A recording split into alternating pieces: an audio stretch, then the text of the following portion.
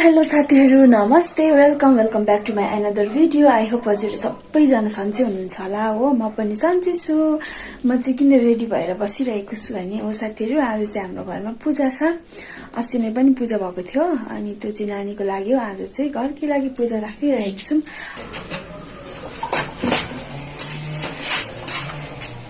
नखोली नै अप्ठ्यारो भयो।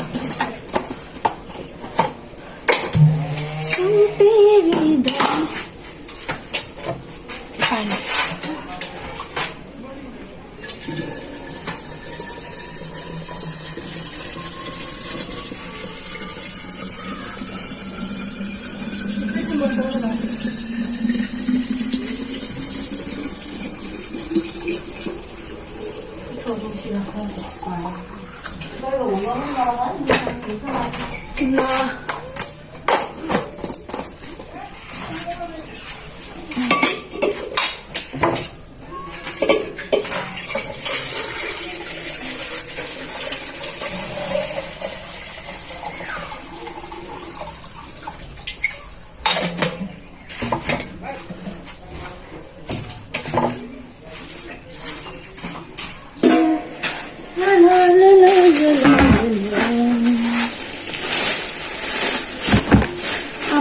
आटा मुस्छु साथीहरु।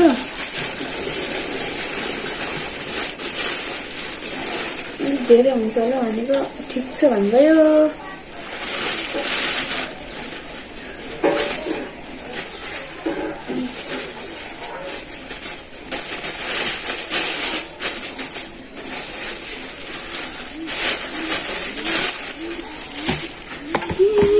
केही नहाल्नु भन्दै हुन्थ्यो। म चाहिँ अब यो केही नहालिकन मोल्छु साथीहरु। त्यही गर्नु पर्यो नि त। हात चाहिँ नधुइकन भन्नु होला, अघि धुइसकेको ल, भर्खरै धुइसकेको ल। हात धुइवरी नै भिडियो स्टार्ट गरेको।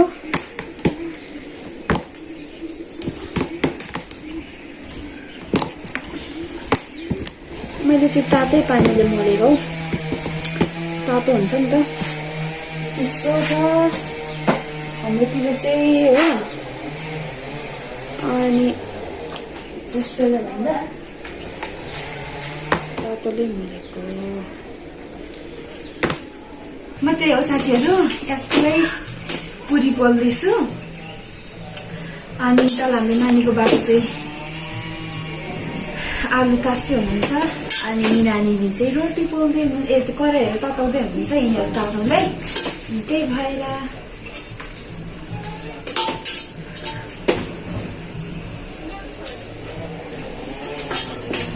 भिडियोमा चाहिँ हाम्रो राजी भाइले भिडियो गरिरहेको छ हो।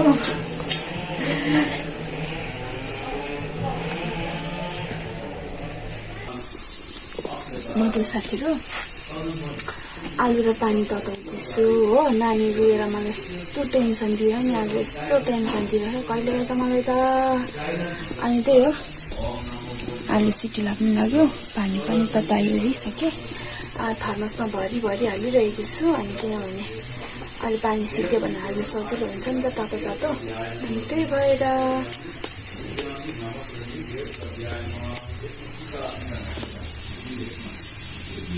फाइनली सबै पकाइसके हो।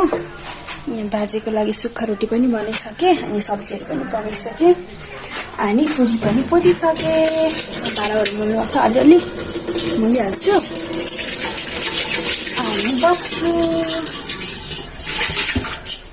पूजाको बेला त त्यति भोक पनि लाग्दैन रहेछ हौ साथीहरु, तर तिर्खा चाहिँ लागिरहेछ मलाई।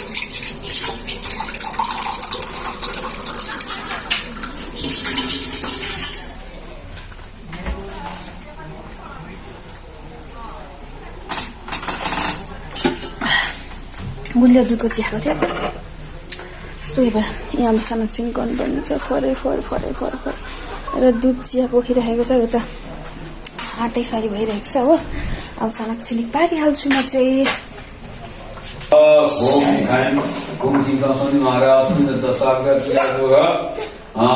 भानु पसल पत्नी कमला देवीको आज दशैं पत्नीको कासर युग मध्ये कमला देवीको त्रिभागीको शनि लग्न शनि अढाई त्रिभागी 2.5 वर्षको त्रिभागी दशैं महादशा पीडा महाराज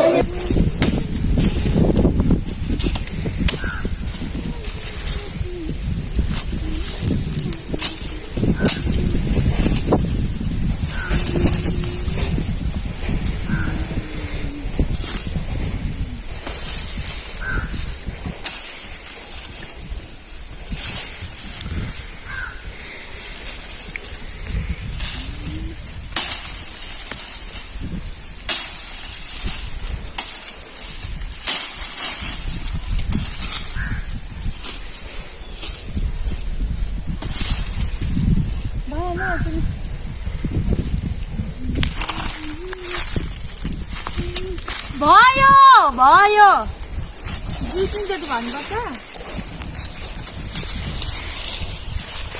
सक्नुहुन्न होला हौ कान्छ नजानु कान्छ यस्तो हटेरी खानु भन्थे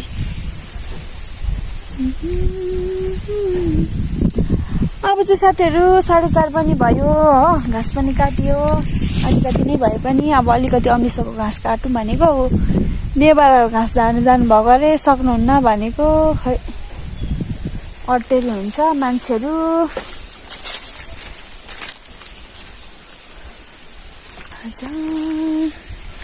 गएर भात पकाउनु पर्ने भर्खरै नै खानु त रोटी सब्जी पुरी सब्जीहरू खाएको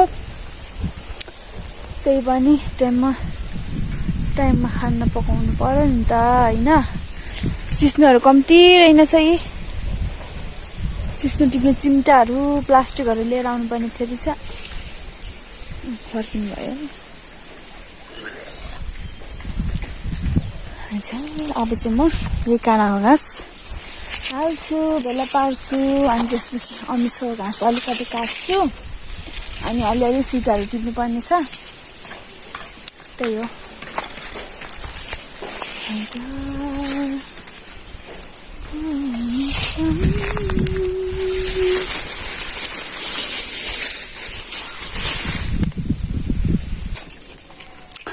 अब चाहिँ म साथीहरू घाँस काटे के अरे घाँस पनि ल्याइसके सिटहरू टिप्नु पर्ने हुन्छ हाम्रो नानीको बाबा चाहिँ घाँस काटेकै हुनुहुन्छ यहाँ माथि अनि म चाहिँ सिनिक्क पार्नु पर्यो भनेर आज छुट्टी शनिबारको दिन सिटा टिप्नु आएको अनि यहाँ सिटा टिपिसक्यो अरे घरमा गयो अरे खाना सब्जी बनाउँछु त्यही हो आजलाई मेरो भिडियो यहीँसम्म पुरा भिडियो हेरिदिनु भएकोमा हजुरहरूलाई धेरै धेरै धन्यवाद आजलाई बाई।